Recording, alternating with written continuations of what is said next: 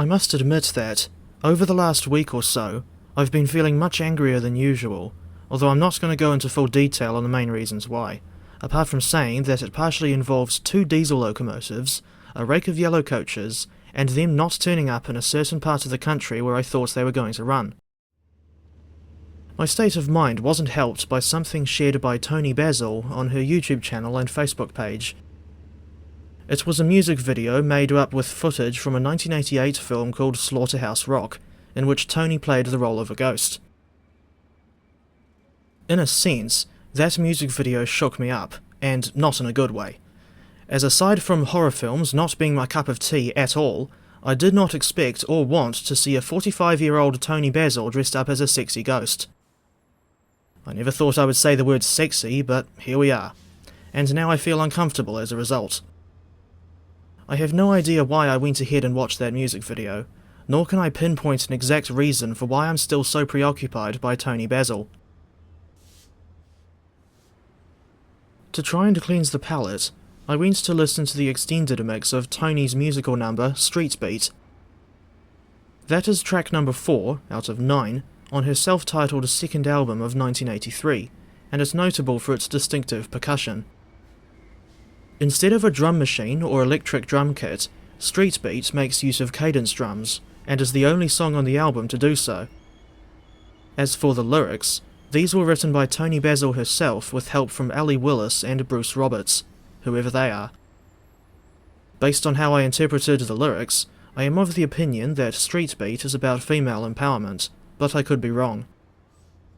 In any case, Street Beat is a fast-paced song to which I can imagine people dancing. Not me though, since I can't dance for shit. The song should have been a big hit on par with Mickey of 1981, but alas, it wasn't.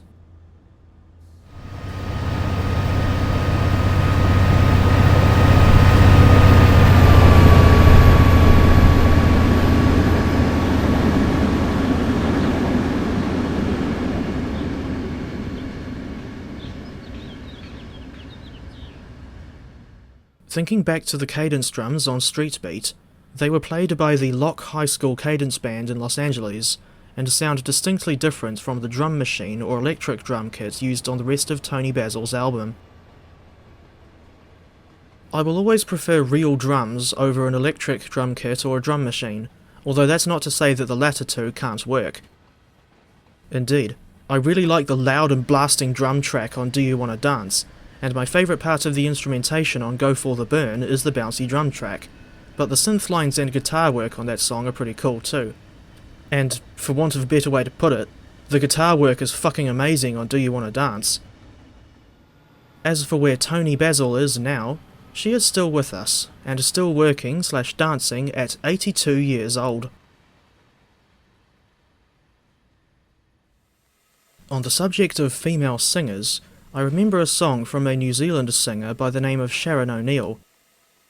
The song's name is Maxine, and it was recorded in 1983, the same year as Toni Basil's second album.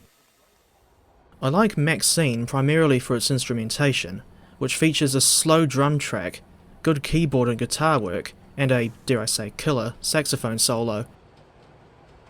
The song was written by Sharon O'Neill herself, and lyrically, it's about a lady of the night, shall we say, in the suburb of King's Cross over in Sydney, Australia.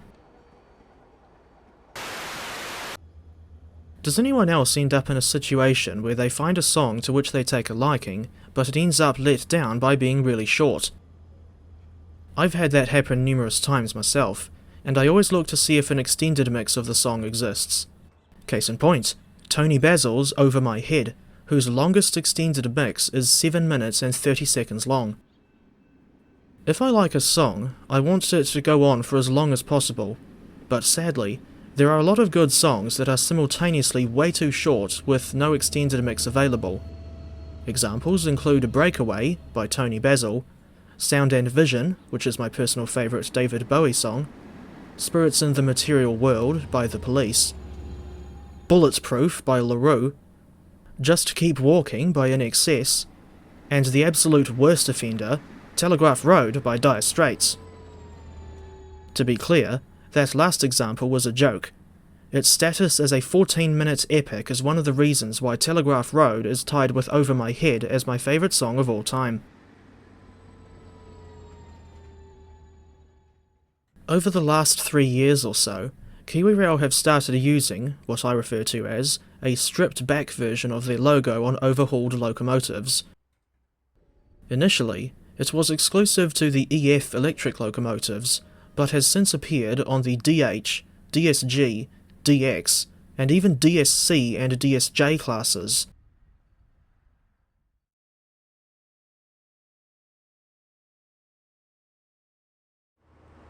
Originally, the logo was white text on a half grey and half red background with a bit of yellow after the fern, but now it's just plain black text in the border, which is why I refer to it as the stripped back logo. 2 of the diesel locomotives that now carry this logo are DXC 5022 and, for some reason, even DSJ 4032. I still find it bizarre that KiwiRail went to the effort of giving a DSJ, of all things, a full overhaul.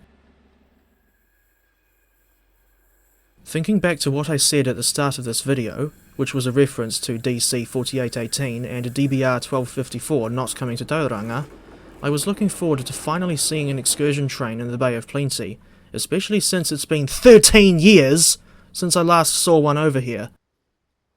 I would have thought, given the fact that the GVR publicly stated that they were supposed to be coming to Tauranga, that all would be well with regards to getting the train through the Kaimai Tunnel. I have rarely felt so deflated as I did when I found out that DC 4818 and DBR 1254's plans had changed at the 11th hour. Unless a miracle of some kind comes along to change my mind, I will not be in the mood for chasing another GVR excursion again anytime soon, be it on their home turf or the main line. One of many things I remember well from the UK trip was listening to the British radio stations, although it reminded me of how much I fucking hate shorter radio edits. When Doves Cry by Prince was one of those butchered songs. In any case, I also noticed that these stations were playing songs on quite a high rotation, to the point where I soon got sick of the repetition. And there were 4 good songs that I discovered solely through listening to those British stations, or in one case, hearing it in a Tesco. Incidentally, I also recall hearing at least 2 Crowded House songs on those British stations. The newly discovered songs in question were Zombie by the Cranberries, Heart by the Pet Shop Boys, Catch These Fists by Wet Leg, In the Morning by the Coral, and Can't Say No by the Wombats. As Can't Say No and Catch These Fists were pretty recent songs, they were being thrashed to death on these radio stations. Thinking back to In the Morning, that's another example of a good song that's way too fucking short. One last thing relating to music, I always like a good guitar riff, examples of which can be found in songs like Are You Gonna Go My Way by Lenny Kravitz, Money for Nothing by Dire Straits, Rebel Rebel by David Bowie, and I Don't Hear You by Tony Basil.